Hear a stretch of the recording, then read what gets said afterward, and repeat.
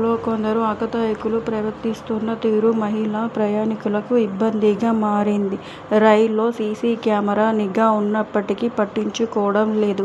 ఇది ఇలాగే కొనసాగితే మెట్రోలో ప్రతిష్టకు భంగం వాటిల్లుతుంది. మెట్రో ఉన్న అధికారులకు విషయంపై ప్రత్యేక దృష్టి సారించి ఆకతాయిలపై కఠినంగా చర్యలు తీసుకోవాలి. కమ్యూనికేషన్ బేస్డ్ కంట్రోల్ (సీబీసీటీ) లాంటి ఆధునిక పద్ధతులు రైళ్లు నడుపుతున్నాయి.